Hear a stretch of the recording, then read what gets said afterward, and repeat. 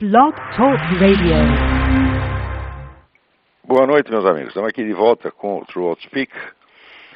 Como vem acontecendo em toda a semana, nós temos aqui uma profusão de materiais que mereceriam atenção diferenciada.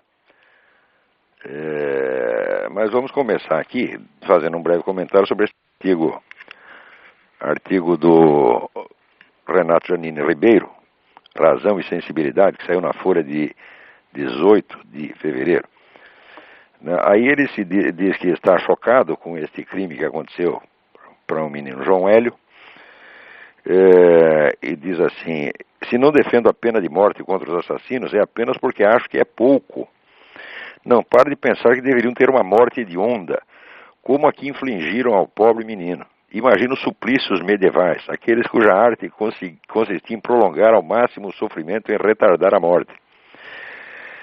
Todo o discurso que conhecem, que em larga medida sustenta sobre o Estado não dever se igualar ao criminoso, não dever matar pessoas, não dever impor sentenças cruéis nem tortura, tudo isso entra em xeque para mim diante do dado bruto que é o assassinato impiedoso.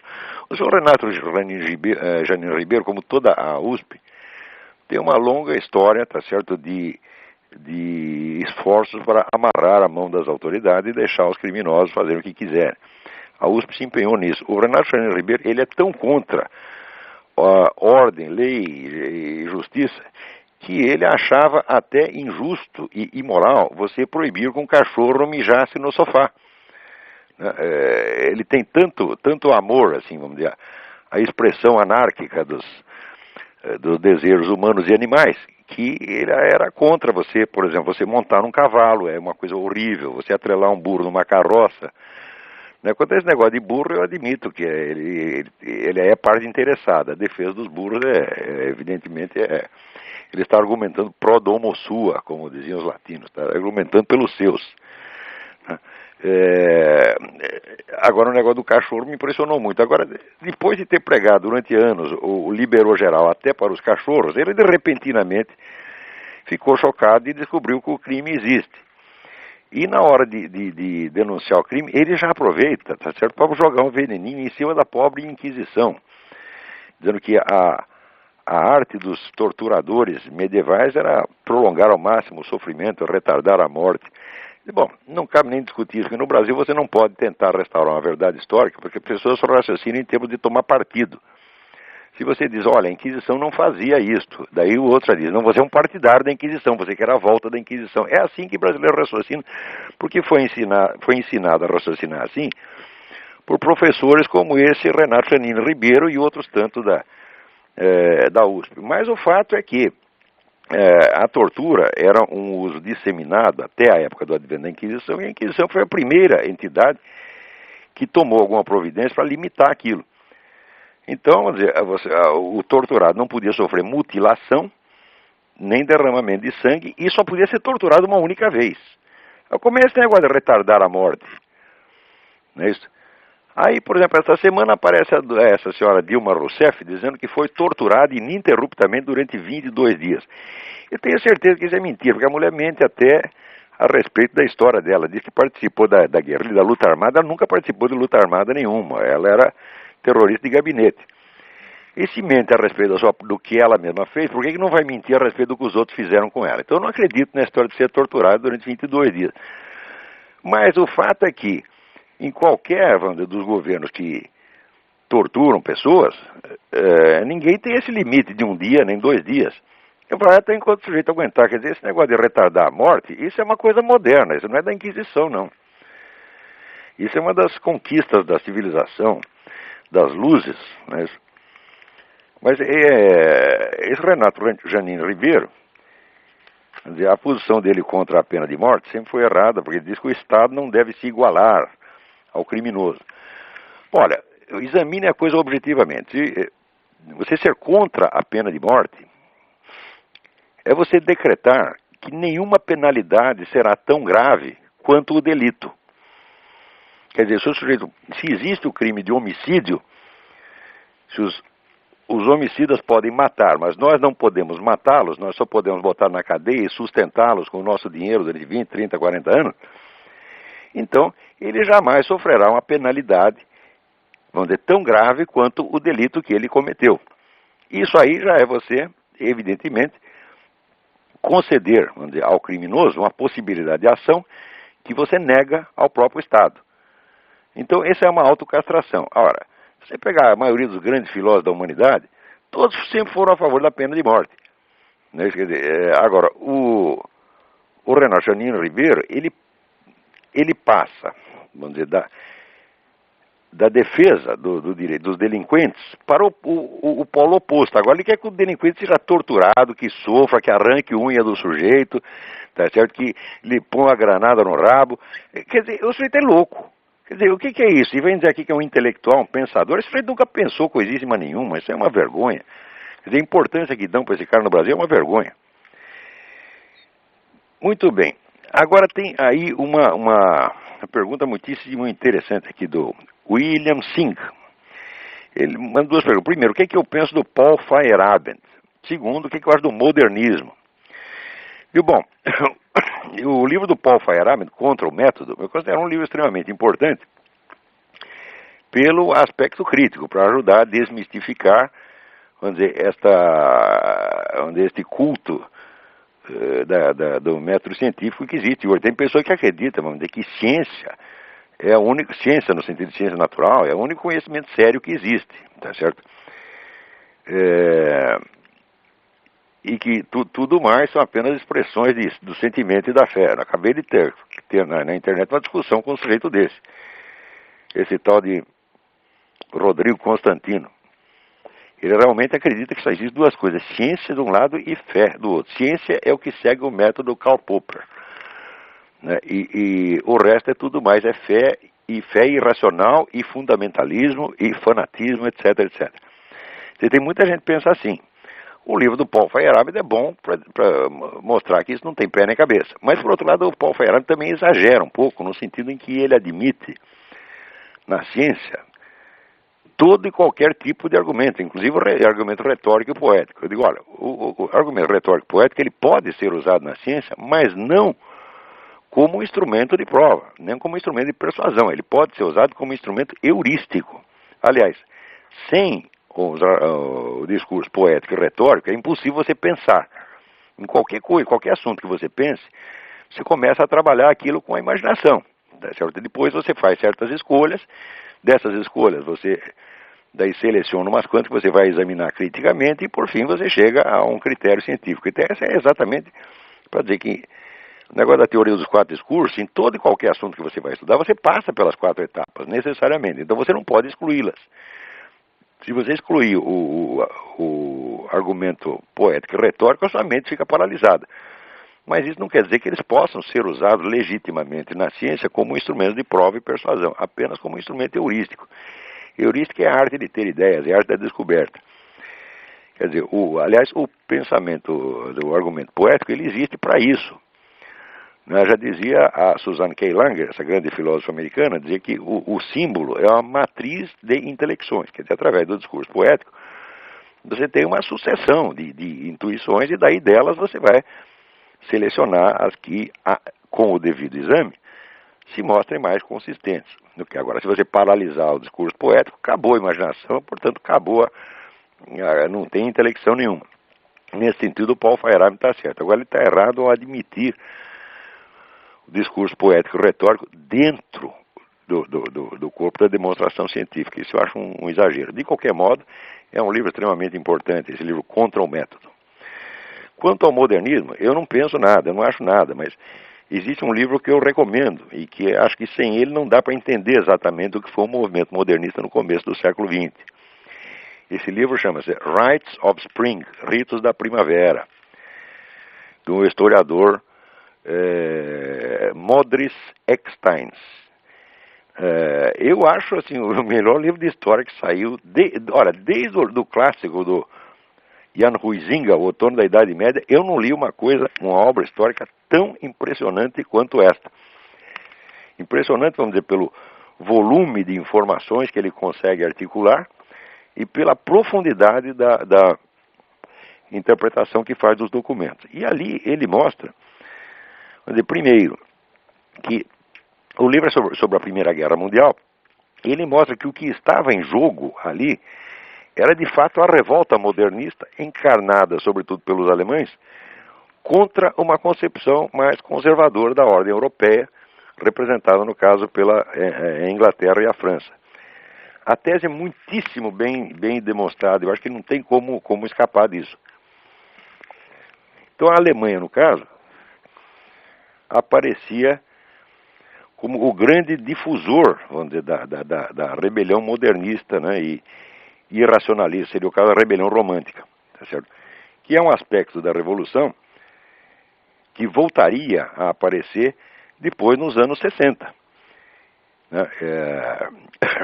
Isso aí encaixa muito bem numa tese mais geral que eu tenho, que é a da unidade do movimento revolucionário. Desde que surge o movimento revolucionário, ele começa a surgir com aquelas seitas messiânicas no século XIV, mas ele se perfila como uma unidade autoconsciente a partir do iluminismo. Eu digo unidade autoconsciente porque cada geração de revolucionários se refere conscientemente à sua antecessora e vamos dizer, se reconhece como participante de uma tradição histórica. Então, é possível você traçar a história do movimento revolucionário desde o iluminismo até hoje apenas na base da autorreferência que os autores revolucionários fazem. Quer dizer, não é uma interpretação que eu estou dando, é a própria autoimagem do movimento revolucionário que eu estou expondo. E existe uma característica histórica recorrente que é a seguinte: quando a camada mais recente da ideologia revolucionária começa a falhar, começa a fazer água, começa a se desmoralizar, automaticamente uma das camadas anteriores é trazida à tona de novo para revigorar o espírito revolucionário declinante. Um exemplo que eu dei num artigo recente foi justamente esse, que quando teve o relatório Khrushchev em 1956, desmoralizando o establishment soviético, então o que aconteceu? Houve uma crise de credibilidade no marxismo. Automaticamente surge a nova esquerda nos Estados Unidos, que trazia uma forte inspiração, vamos dizer, irracionalista romântica. Tá certo? Com o negócio das drogas, liberação sexual, feminismo, gay, etc, etc. Tudo isso fazia parte, vamos dizer, da rebelião romântica. A rebelião romântica, por sua vez, tinha duas fases. A inicial, que foi no começo do século XIX, com Jean-Jacques Rousseau, e o movimento modernista, sobretudo da Alemanha, no começo do século XX, justamente esse a qual está se referindo o Modris Extens. Na Alemanha, na época, havia todos esses movimentos de juventude, liberação sexual, movimento gay fortíssimo na época, e o culto das drogas também, tudo isso apareceu na Alemanha nesse período também. Reapareceu na Alemanha nesse período. E quando reaparece novamente, nos anos 60, é justamente para revigorar com essa substância romântica o corpo declinante da Revolução Mundial. Funcionou. Mais recentemente, após a queda da União Soviética, aparece de novo, vamos dizer, um estado de espírito negativo entre os líderes revolucionários, estado de espírito do qual dá testemunho esta carta das Farc, enviada à 13ª reunião do Foro de São Paulo, né? E ali a gente vê que logo após este choque que foi a queda da União Soviética, aparece o quê? Aparece um neo-iluminismo. Quer dizer, o iluminismo como primeira camada histórica do movimento revolucionário, ele reaparece agora para enxertar novas forças no corpo da Revolução Mundial. Então, de repente, reaparece de novo um monte de neo-iluministas, né? O Renan Chanini Ribeiro, aliás, é um deles, o outro aí é o Sérgio Paulo Rouanet. Mas isso apareceu no mundo inteiro, todo mundo, de repente, retira do túmulo, né, as múmias, velhas múmias, Voltaire, Diderot, né? Aquele bando de charlatães miseráveis do iluminismo, né? Mentirosos até a demência, e que já estavam, de certo modo, dentro da história do movimento revolucionário, eram considerados superados. Marx os considerava apenas antecessores burgueses dele mesmo. Então, estavam aparentemente enterrados. Mas quando o corpo da revolução fraqueja, você puxa essas camadas anteriores para revigorar. E numa dessas aparece justamente o modernismo, tal como o estuda o Modris Eckstein. Não deixem de ler esse livro, é uma obra-prima, chama-se Rites of Spring, Ritos da Primavera. Muito bem, vamos ver o que mais. Aqui é a carta do Carlos A. Júnior. O senhor já foi comunista. Que acontecimento serviu para precipitar aquele estalo e fazer com que o senhor chegasse à conclusão que o comunismo não era a saída? Muito bem. Essa é uma história muito complicada, mas o primeiro sinal de que aquilo não prestava, eu obtive já praticamente no primeiro mês, né, de participação no Partido Comunista. Note bem que dentro do partido eu era peixe pequeno, era o que eles chamavam tarefeiro. Tarefeiro é o sujeito que só obedece ordem e não discute, né? Mas acontece que o próprio sujeito que me cooptou para entrar no partido, o sujeito me cooptou, nós entramos, havia uma base comunista ali na Folha de São Paulo, nós tínhamos nossas reuniões, nossas atividades, mas logo em seguida aparece um sujeito muito sinistro do comitê estadual, dizendo o seguinte, olha, o companheiro fulano de tal, ele arrumou uma amante que nós temos razões para suspeitar que seja agente do DOPS. Então, nós temos que isolá-lo durante algum tempo, enquanto nós investigamos esse negócio. E simplesmente delegou 3 voluntários, entre os quais este que vos fala, para localizar um lugar onde depositar o sujeito. Em suma, era quase um cárcere privado, né? E, naturalmente, nós fomos, não fui eu que achei, mas um dos 3 acabou achando um barraco numa favela, que eu lembro que você andava até o zoológico de São Paulo, depois andava mais outro tanto e mais outro tanto. É um lugar que eu nunca mais conseguiria achar. E depositamos o sujeito lá, e de vez em quando íamos lá levar cigarro para o sujeito. Eu sei que passou um tempo, né, daí eu fui desligado dessa missão e esqueci o assunto. Daí estou eu um dia lá nessa época eu trabalhava no jornal Notícias Populares, que é jornal sangrento, que pertencia à Folha de São Paulo. E estou eu lá sentadinho e escuto 2 companheiros do partido, um dizendo para o outro assim, sabe quem estava aí na portaria? Aquele filho da puta do fulano de tal, que era justamente aquele que me havia convidado para entrar no partido. Nós não deixamos nem entrar no edifício. Em suma, o sujeito, por uma suspeita que ela jamais se confirmou, ele tinha sido excluído não somente do partido, mas excluído da profissão. Passa mais um tempo, estou eu lá tomando um cafezinho num bar na frente da Folha de São Paulo, e entra o sujeito magro, barbudo, esfarrapado, um verdadeiro mendigo, e vem falar comigo. E eu, como bom militante, leal ao partido, virei as costas, o cara não quis nem conversar com ele. Foi uma semana depois que eu comecei a pensar, falei, olha, não só eu sou um filho da puta, mas todos esses são filhos da puta. Quer dizer, isso aqui é um ambiente de uma moralidade baixíssima, no fundo, tão ou mais repressivo do que aquela ditadura que ele condena, e eles vivem se queixando de que são excluídos e são, como é que se diz, escorraçados da sociedade, mas eles fazem isso com uma técnica e fazem com uma satisfação sádica enorme. Esse foi o episódio que me botou a cabeça para funcionar. Mas mesmo assim, eu sou muito burro.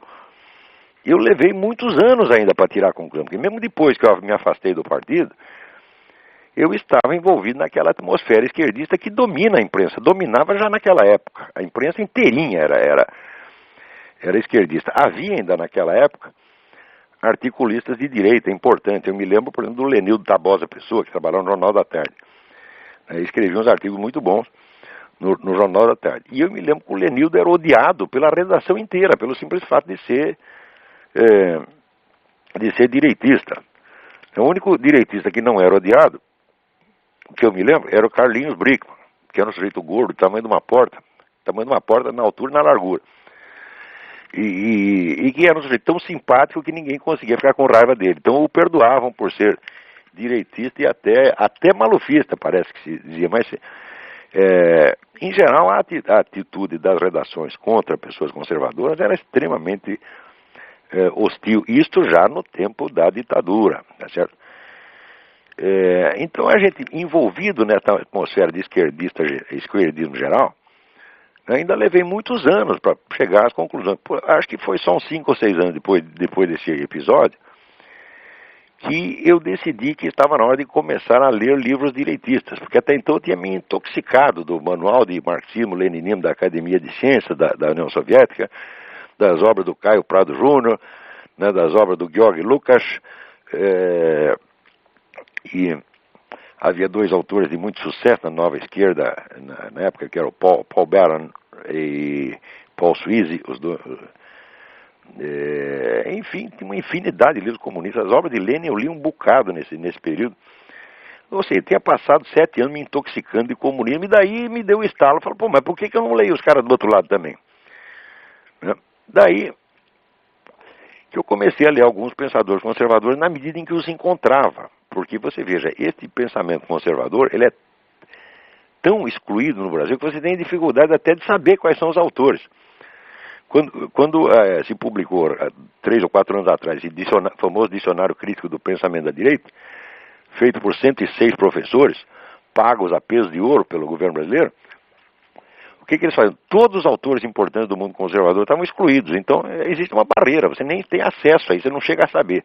Então, eu, com muita dificuldade, fui encontrando um autor ou outro. Você veja, a burrice imperante e que se impregnou na minha pessoa era tão grande que eu levei... 20 anos depois é que eu fui ler, por exemplo, Russell Kirk, que era vamos dizer, o grande teórico, inspirador aqui da ala conservadora do Partido Republicano. Mas na época eu li, por exemplo, o Ortega y Gasset, eu li o Joseph de Maistre, eu li o que havia ao alcance, né? E aos poucos fui vendo que não eram os monstros que se diziam, que ao contrário. Monstro era Georg Lukács, que vivia puxando o saco de Stalin, mudava de ideia sempre que o Stalin mandava, assim por diante. E foi isso que foi mudando gradativamente a minha posição. Eu não consigo nem datar, né, o dia em que, vamos dizer, realmente eu rompi com o esquerdismo inteiro, mas foi gradativo, porque eu lembro que até uns 10 anos atrás eu ainda tinha algum respeito intelectual por autores de esquerda. Hoje não tenho mais respeito nenhum, porque vejo que não merecem. Dizer que Marx é um vigarista é pouco. Marx é um charlatão integral. Tudo que esse homem escreve é falsificado, cada linha. Quanto mais você estuda, mais você vê isso. Agora, no começo, é difícil você perceber isso por causa da autoridade, do prestígio imenso que tem. Agora, quanto tempo leva, vamos dizer, um jovem brasileiro para ele escapar dessa atmosfera que é dominante e imperante, que está por toda parte, e começar a raciocinar? Né? Quer dizer, isso é que nem o peixe. O peixe não consegue saber o que é água porque ele nunca esteve fora da água, então não tem meio de comparação. Isso, para um estudante brasileiro, é um dos maiores desafios. Vamos lá.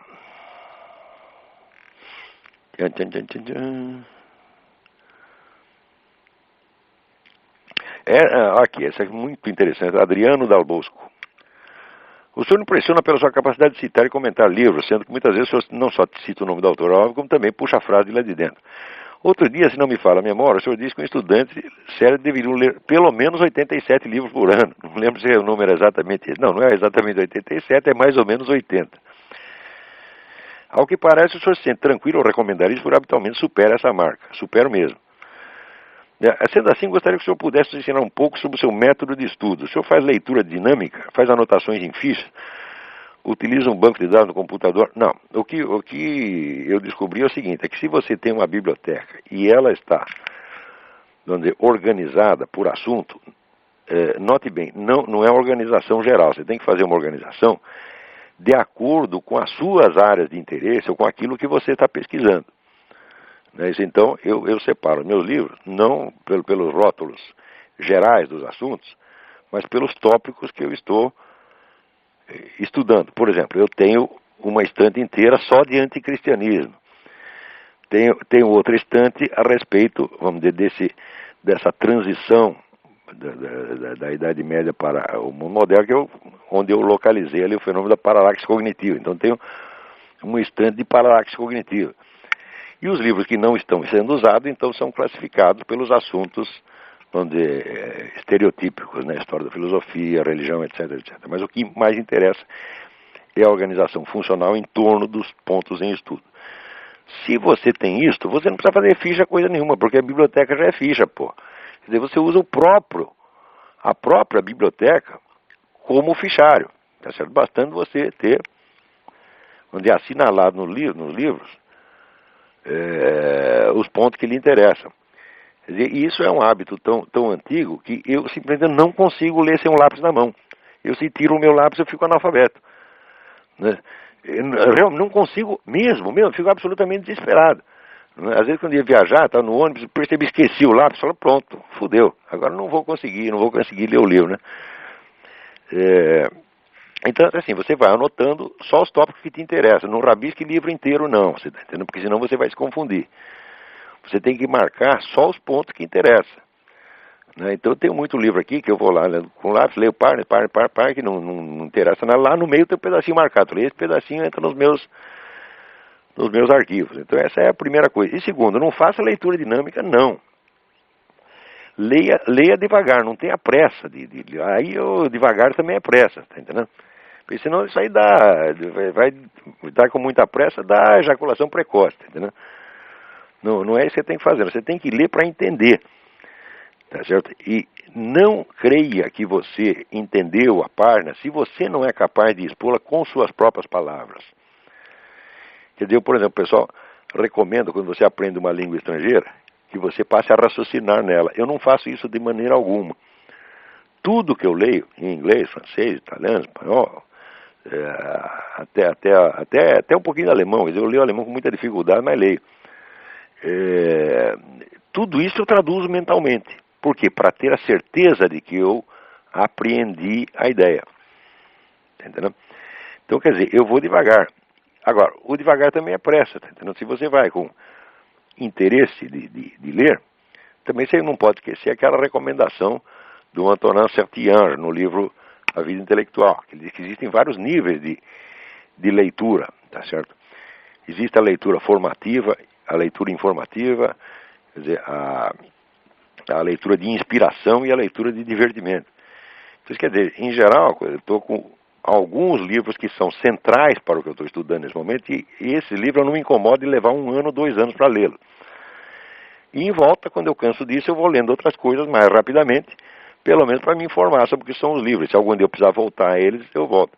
Por exemplo, eu estou aqui no livro The Ecumenic Age, a Era Ecumênica, do Eric Fögling. Eu acho que eu estou com esse livro, já é o segundo exemplar que eu tenho do mesmo livro. Eu estou lendo esse livro faz uns 3 ou 4 anos, porque toda hora eu volto a ele. Tá entendendo? Tanta coisa que tem lá dentro, e cada vez que eu volto lá, eu descubro que tinha maiores profundidades que eu não tinha pegado. Outra coisa que eu recomendo para você é o seguinte: não discuta com o autor enquanto você está lendo. Aceite tudo como se fosse a mais pura verdade. Tá certo? Quer dizer, raciocine como ele. Faz como você faz quando vai ver um filme. Um filme, o que é? Você assistir um filme, é como se fosse um sonho. É você que está sonhando. Quer dizer, na hora que você vê aquelas imagens fluindo, você está assistindo aquilo como se você estivesse sonhando. Então você assume o sonho, você não critica o sonho. Né? Depois que você acorda, que você vai ver se aquilo é possível ou não é possível. Então, eu, quando estou lendo o livro, eu me deixo impregnar inteiramente por ele, sem medo de ser enganado. Por quê? Porque se o sujeito estiver enganado, isso aí vai aparecer mais cedo ou mais tarde. No mínimo, você lendo vários livros, você se deixando impregnar por influências diferentes, elas se compensam umas às outras, tá entendendo? Então, vamos dizer, a confiabilidade, a ausência de desconfiança é muito importante. Então, é mais importante você saber onde o autor tem razão, não importando se ele é Karl Marx, São Tomás de Aquino, Eric Fögling ou Aristóteles. Né? Outra coisa, aqui até a minha mulher está me lembrando, passou aqui um bilhetinho, lembra, quase, vamos dizer, uns 80% do que eu estudei na vida foi assim, em intervalo de trabalho, em ônibus, em sala de espera. Onde quer que eu vá, eu tenho horror de fila, eu tenho horror de ficar esperando sem fazer nada. Então eu ando com 2, 3 livros para todo lugar que eu vou por uma mera questão de precaução. Vai que o nego me bota numa fila, eu já tenho o que fazer. Né? Então, assim, esse trabalho constante. Né? E tudo depende, no fim das contas, a coisa fundamental em qualquer estudo é o interesse verdadeiro, tá certo? É que determina a sua capacidade de estudo. Não é o seu QI, tá certo? O meu QI, pelos testes, ele não é baixo, ele é, pelos testes, 147. Mas é inferior ao da Madonna, como você pode perceber, tá certo? Mas eu tenho a impressão que esse QI aumentou, porque eu, quando era moleque, eu era muito burro. Mas o interesse verdadeiro de saber, ele torna você inteligente, entendeu?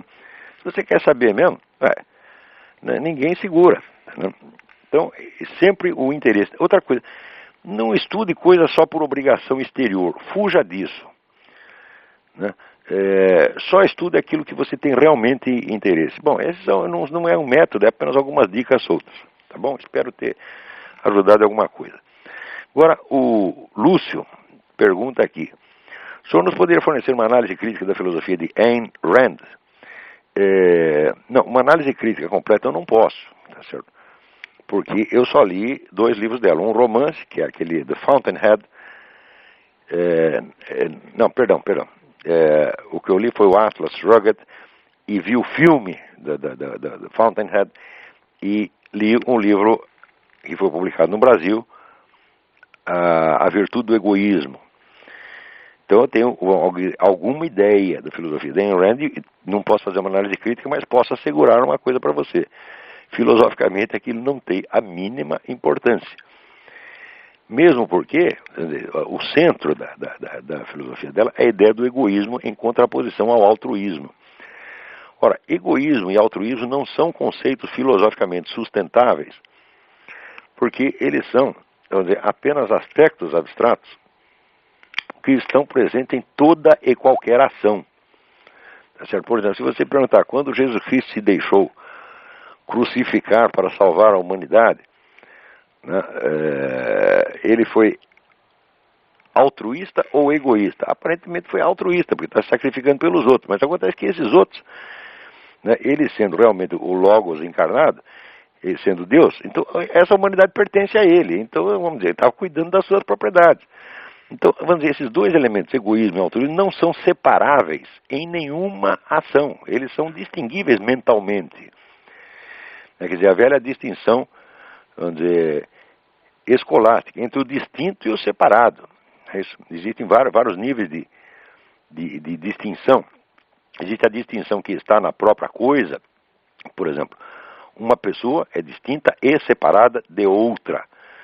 Tá certo? Mas, por exemplo, o indivíduo tomado enquanto ele próprio e enquanto membro de uma família são aspectos distintos, mas que estão na mesma pessoa.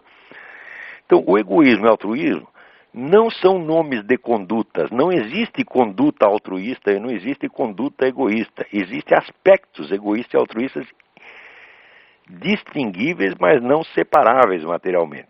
Então, se a mulher não sabe nem isso, eu digo, mas que raio de filósofo é esse? Ainda diz que é discípulo de Aristóteles, quando não sabe nem mesmo onde é a técnica aristotélica das distinções. E, em segundo lugar, na medida que faz uma ética baseada no egoísmo, o que ele está querendo? Ele está querendo aliviar, né, esse pessoal que ganha dinheiro, pessoal empresário que ganha dinheiro. Eles são muito acusados pelos outros de ser egoístas. Eles não podem ser egoístas, porque é impossível um sujeito ganhar dinheiro só para si. Será que ele não dá nem um pouco de dinheiro para a mulher dele, para os filhos dele, para os empregados dele? Isso é impossível.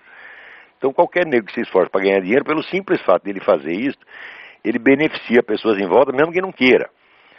Mas quando o camarada começa a ganhar dinheiro, os outros acusam de ser egoísta. Então a Ayn Rand inventou uma técnica psicológica para aliviar a culpa desse sujeito.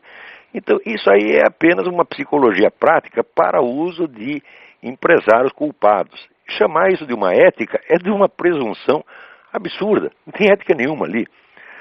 Uma outra coisa que me chamou a atenção na história do Fountainhead, que eu não li, eu assisti apenas a versão com Gary Cooper, é que é a história de um arquiteto gênio que quer fazer umas casas diferentes que contrastem com o estilo admitido, o estilo acadêmico, por assim dizer. Então ele alega, e a Ayn Rand, a autora da história, evidentemente toma partido dele, que um edifício tem que ter personalidade, um edifício é uma individualidade, etc, etc. Daí eu pensava, mas será que esse animal não percebe que não é só o edifício que precisa ter personalidade, precisa ter estilo, mas a cidade também tem que ter? Né? E que se você começa, vamos dizer, a romper o estilo da cidade só para fazer uma coisa diferente, bonitinha, individualizada, você arrebenta com com a estética das cidades. Quando você olha uma cidade como São Paulo, por exemplo, cada edifício é uma coisa totalmente diferente, nada combina com nada. E por isso São Paulo é tão feia. Agora, quando você percorre essas cidades americanas, onde as pessoas são fiéis ao estilo mais tradicional, quando elas inventam alguma coisa, inventam dentro daquele estilo, as cidades são maravilhosas. Né? E em Rand, eu digo, olha, como é que a pessoa se mete a escrever a história de um arquiteto, né, e não sabe nem isto, que não é só o edifício que tem uma unidade formal, mas as cidades também têm. Em suma, eu acho essa mulher uma cretina. Depois eu li aquele depoimento do Murray Rothbard, que a mulher não era só uma filósofa, era uma espécie de chefe de escola, tinha uma seita com anátemas, expulsões, condenações, ela decidia até com quem os caras deviam casar ou não deviam casar.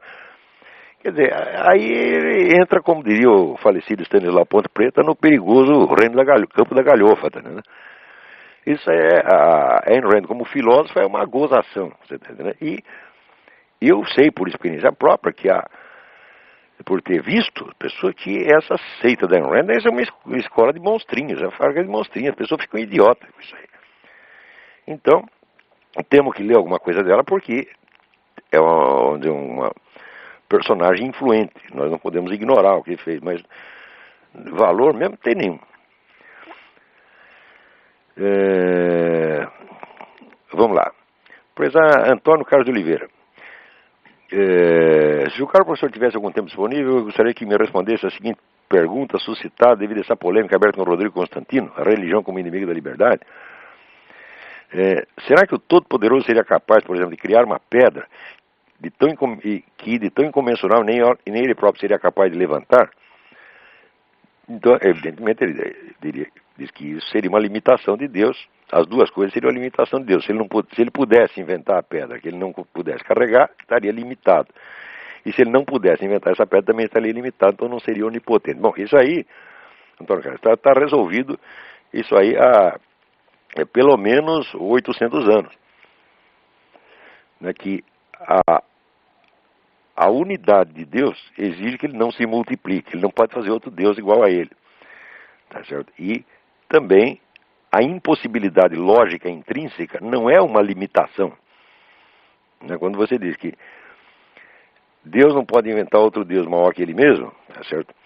Isso não é uma limitação, isso é a própria definição. Tá entendendo? Então, aliás, tem a famosa frase de Santo Tomás de Aquino: Deus não pode abolir a lógica, tá certo?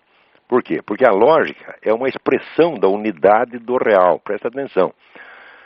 A lógica hoje em dia se entende apenas como disciplina formal, quase linguística, mas isso está totalmente errado. Não seria possível existir lógica sem partir da ideia da unidade do real. E essa unidade do real é a própria unidade de Deus. Então a lógica é uma expressão da unidade metafísica, da unidade do infinito metafísico, é da unidade do próprio Deus. Então, é evidente que tudo aquilo que é ilógico, isso aqui tem uma impossibilidade intrínseca. A impossibilidade de realizar o impossível não é uma limitação. Vamos ver.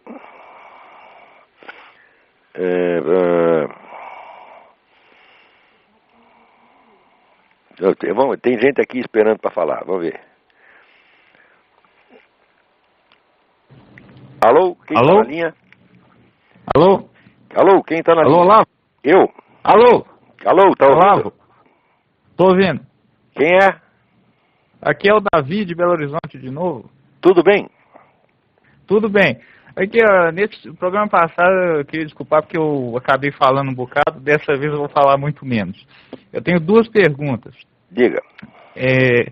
O senhor disse que, eu lembro do sexto podcast que o senhor fez com o Yuri, o senhor falou que estava estudando o fenômeno da paralaxe cognitiva, inclusive historicamente. Eu queria que o senhor desse uma geral no que o senhor já conseguiu descobrir. Nossa, mas é tanta coisa, rapaz. Quer dizer, a paralaxe cognitiva eu defino como, vamos dizer, a diferença, o afastamento entre o eixo da construção teórica e o eixo da experiência real do indivíduo que está fazendo essa construção. Então, a partir de um certo momento na história, ocorre uma ruptura dentro do pensamento ocidental, que é o seguinte: antes, os filósofos antigos e medievais até uma certa época, eles estavam crentes de que eles existiam dentro da realidade, dentro de um cosmos, de que eles faziam parte desse cosmos, tá certo? E sabiam que não podiam sair de fora do cosmos para observá-lo como de fora. Tá? De repente, a filosofia começa a raciocinar exatamente assim, quer dizer, como se o cosmos fosse um programa de televisão que você está assistindo. Tá certo? Então, isso evidentemente provoca uma distorção de percepção. Não é possível você datar. Eu tenho tentado ver onde é que começa isso, mas eu vejo, por exemplo, que isso já estava presente em Guilherme de Ockham. Não pela teoria nominalista dele, não por isto, mas quando ele proclama a universalidade do empirismo como critério da verdade. Você verá, na realidade da nossa vida, aquilo que nós podemos testar por experiência é ínfimo, é só um pedacinho, tá certo? Então, Aristóteles dizia que todo conhecimento vem de outro conhecimento, que provém de outro conhecimento, e de outro, e de outro, e de outro. Ou seja, existe uma tradição de conhecimento na qual você se insere, você é apenas mais um. E você vai examinar só um pedacinho do conjunto e vai acrescentar o seu pedaço lá. De repente, o Ockham coloca o filósofo como se fosse um fiscal da ciência universal, que tem que, vamos dizer, colocar tudo em teste. Então, o empirismo, ele é fácil de você proclamar o empirismo, mas é impossível de você praticá-lo. Você só pode ser empirista com relação a uma parte ínfima da realidade. E, evidentemente, o Ockham não percebe isso. Ele acredita que ele é empirista. Já deu qualquer sujeito que diga que é empirista, ele está mentindo. Ele só pode ser empirista com relação a um pedacinho da realidade. O resto ele vai aceitar, vamos dizer, consensos tradicionais, ou que é pior, até consensos contemporâneos. Tá certo? Então, nós não podemos. E quando chega com Descartes, o negócio da dúvida universal, você vê, o indivíduo coloca a dúvida universal, ele coloca o universo entre parênteses e coloca fora como se fosse Deus. Isso é fácil de falar, mas não dá para fazer.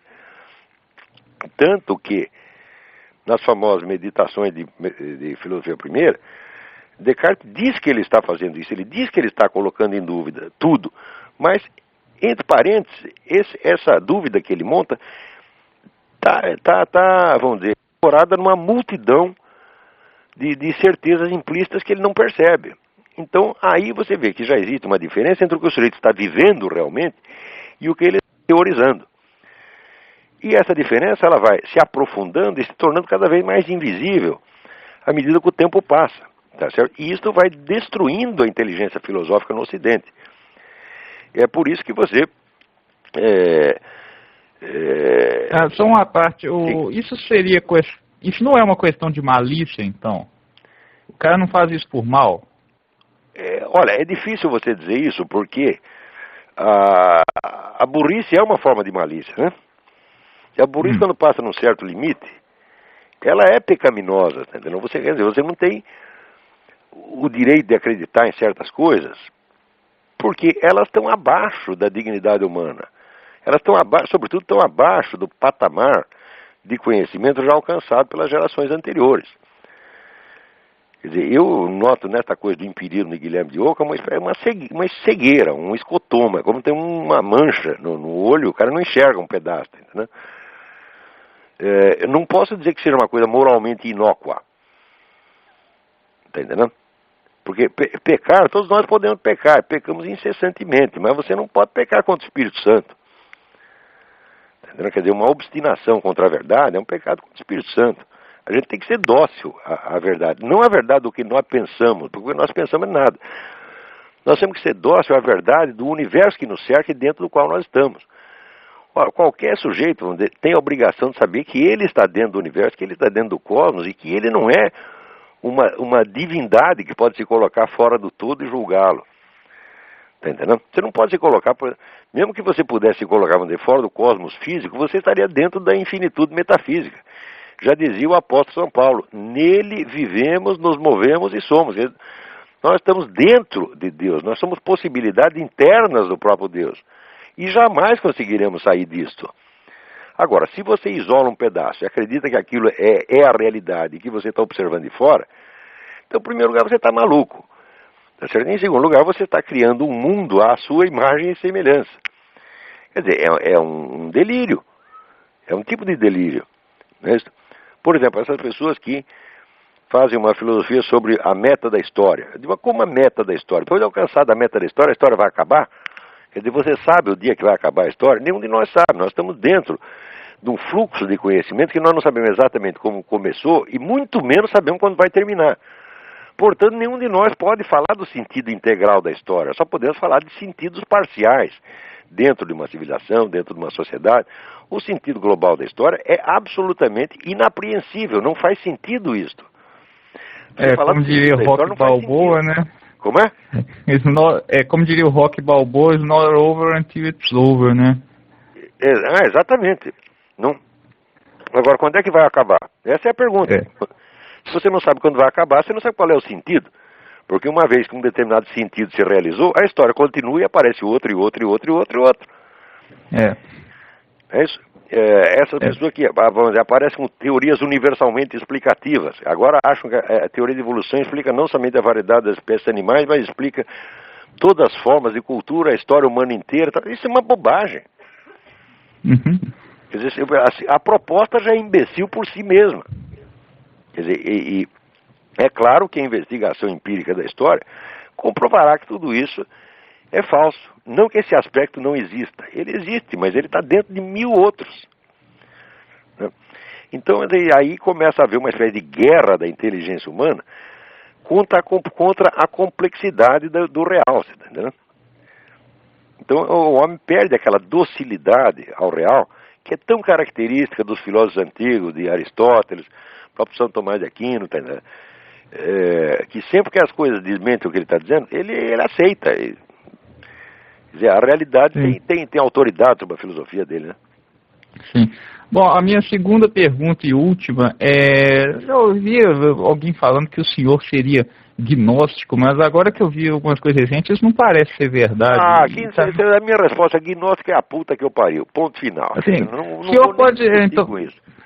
O senhor pode me dizer, então, por onde que passa essa história de gnosticismo e agnosticismo? É um negócio meio estranho isso. Quer dizer, quem começou com isso foi a história do Orlando Fedeli, mas o Orlando Fedeli não bate bem os pinos, eu cansei de discutir com ele. Eu comecei a discutir a sério, levei o homem a sério que me parecia um homem honesto, né? Então, honesto ele até é, mas o raciocínio do cara é tão infernalmente circular que eu acabei vendo que eu estava dentro de um fenômeno psicótico, e discutir com um cara desse não tem fim. Você tá entendendo?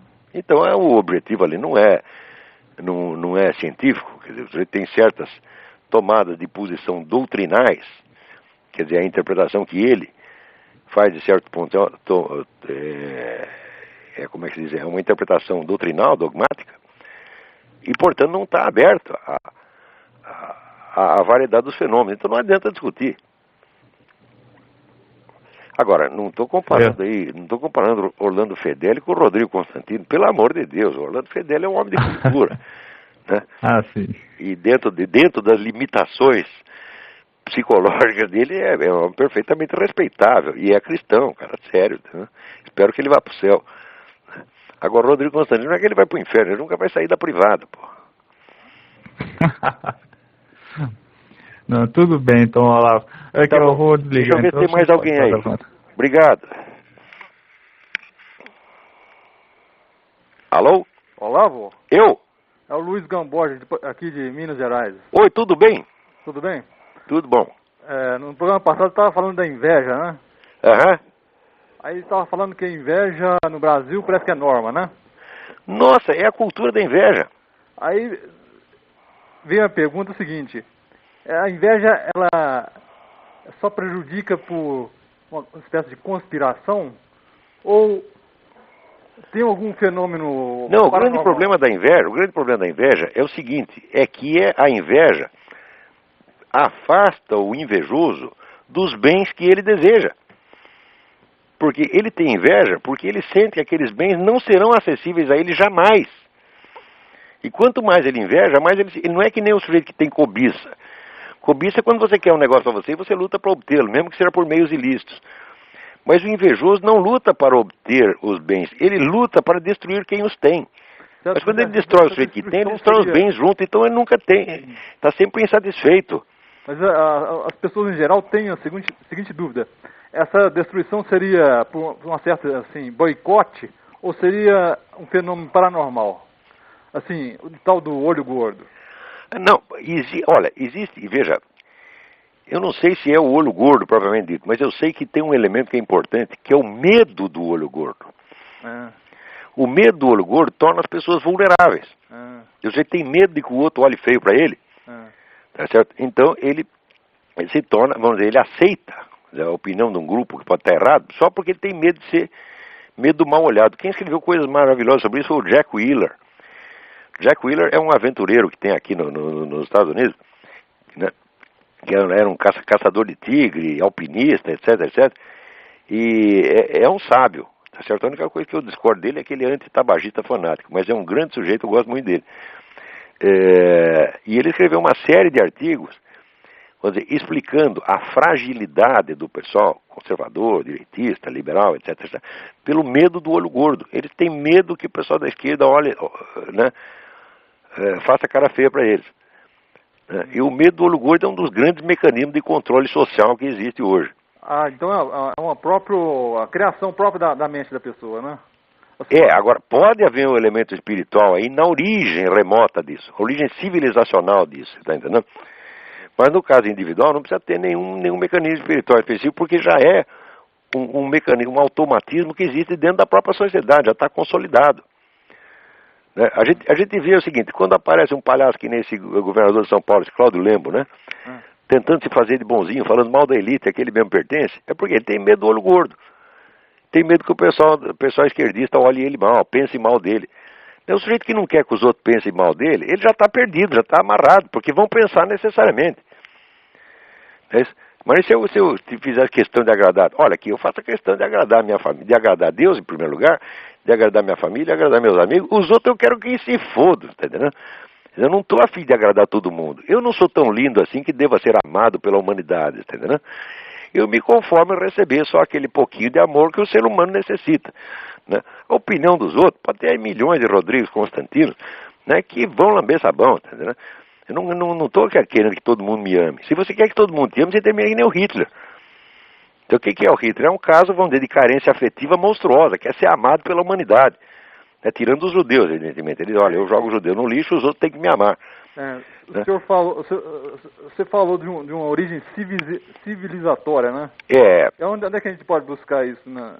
Esta é uma fragilidade humana, vamos dizer, que você não consegue explicar por motivos sociais, porque ela é universal. Seria cosmológico. Então você só vai encontrar explicações de ordem espiritual mesmo, quer dizer, uma fragilidade intrínseca da alma humana. Você está entendendo? Que a expõe a ser continuamente explorada e ludibriada, tá certo? Ou por pessoas de más intenções, ou até por seitas demoníacas, que dominam massas inteiras de pessoas nessa base. Eu tenho um caso na família assim. E quem não tem? E quem não tem? Todo mundo tem. Bom, espero que tenha respondido pelo menos um pouco da sua pergunta. E tem mais gente na fila aí. Deixa eu falar com os outros então. Obrigadão, hein? Obrigado. Alô? Alô? Alô? Alô? Quem está aí? Quem está falando? Aqui é o Luiz Afonso, Olavo. Luiz Afonso de Portugal? De Portugal. Mas que maravilha. Na outra vez caiu a ligação, não consegui mais completar na outra semana. Mas a minha pergunta é a seguinte, eu estou aqui em Portugal e eu tenho uma filha de 8 anos no Brasil. Minha pergunta é como orientar a educação dela, pelo fato de eu estar aqui, e também o que me preocupa é que ela hoje estuda em colégio particular no Brasil, mas mesmo assim eu vejo que tem doutrinação ideológica.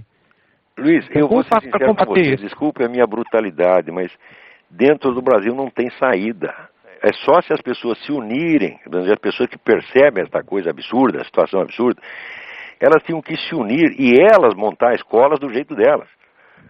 Tá entendendo? Enquanto não tiver a coragem de fazer isso, não vai dar. Quer dizer, uma criança sozinha, dentro de uma escola que tem 1.000, 2.000, 3.000 alunos, ela está absolutamente indefesa.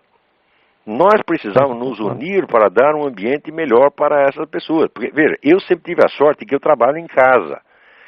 Então eu sou uma influência constante em cima das minhas crianças, tá entendendo? Mas a maior parte da pessoa não tem isso. Então o sujeito vai sair para trabalhar, você vai ficar, se você trabalha 8 horas, você vai ficar pelo menos 10 fora de casa, você tá entendendo?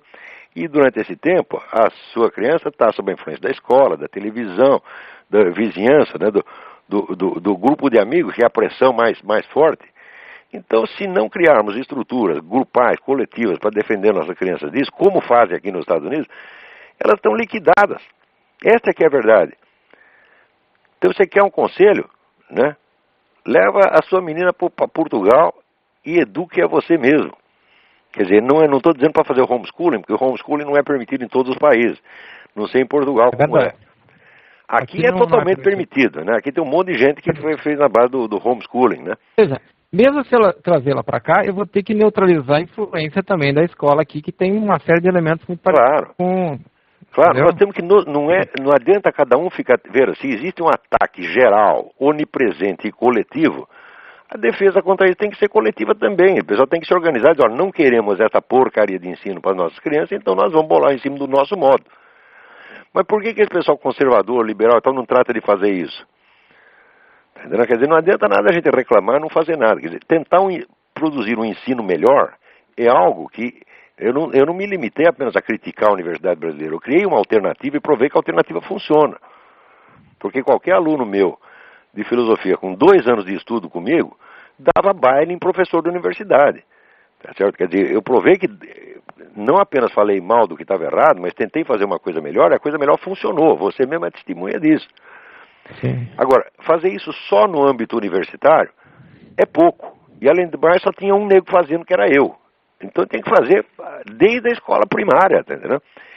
Eu não sou muito bom nisso, eu não posso dar grande sugestão nisso, porque eu não sou bom para educar criança.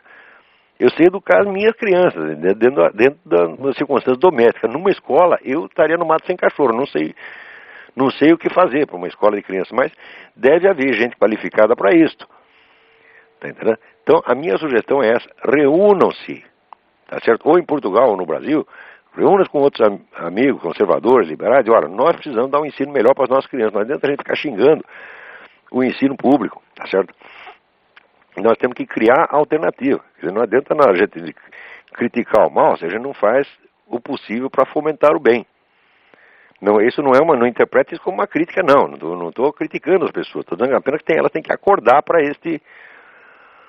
essa possibilidade que elas têm. Eu tive tantos alunos que estavam na cara que tinham um talento para ensino, tá certo? Talento pedagógico, tem vocação para o ensino, então se reúnam. Agora, o problema de brasileiro é que brasileiro pode ter vocação para qualquer coisa, mas vocação para juntar com os outros e colaborar, não tem. Na Brasil, você junta 3, já começa um a puxar o tapete do outro, entendeu? Isso é que é dificuldade. A competitividade já... O brasileiro acha que o capitalismo americano é que é competitivo e malvado. Não, competitivo é o Brasil, rapaz. Aquilo ali é o caranguejo no balde. O caranguejo está querendo sair do balde e o outro puxa a perna dele, entendeu? Então, fica aí a minha sugestão. Essa questão da educação das crianças é gravíssima, mas não há solução na esfera individual, a não ser que aconteça isso que aconteceu para mim. Eu trabalho em casa há mais de 20 anos. Tá certo? Então, vamos dizer, as minhas primeiras crianças não puderam se beneficiar tanto disso, da minha presença. Mas os mais jovens puderam. Ok. Sabe que isso acontece não só na escola pública, mas na escola particular, que é o caso... Mesmíssima coisa. Ou seja, não tem para onde fugir, né? No Brasil não tem para onde fugir. Não tem. Aqui tem muita escola boa, tem a possibilidade da homeschooling. Né? Aqui você se livra disso aí. Até a minha filha acabou de fez exame secundário pela internet, tá entendendo? Então você vai tirar o diploma imediatamente. Isso aí dá para fazer aqui. Nos Estados Unidos, os Estados Unidos ainda são a terra da liberdade. O brasileiro não sabe o que é liberdade, nunca experimentou, nunca sentiu o gosto, tá entendendo? Mesmo quando vem aqui, o idiota se fecha num hotel, tá certo? Ou fica convivendo só com o brasileiro e não entende a sociedade americana. Mas aqui, isso aqui é uma delícia, rapaz. Isso aqui mesmo, por mais safadeza que exista, você sempre tem um meio de defesa contra ela. Aqui, quer dizer, a liberdade não te é oferecida assim de bandeja, não. Você tem que lutar por ela, mas aqui eles te dão os meios de lutar. Meu plano é trazer minha filha para cá, mas isso vai demorar um tempo ainda, até que eu tenha essas condições para que... Então, reze por ela dia e noite. A oração funciona, meu Deus do céu. Não, com certeza. Eu tenho provas pessoais, eu sou o fruto da oração. Eu já entrei em tudo quanto é encrenca na vida, tá certo? E na hora H, tá certo? Eu orava e Deus me tirava da encrenca, tirou de encrencas absurdas, tá entendendo? Eu sei que isso existe, eu sei eu não posso, se eu negasse isso, estaria negando a minha experiência de vida.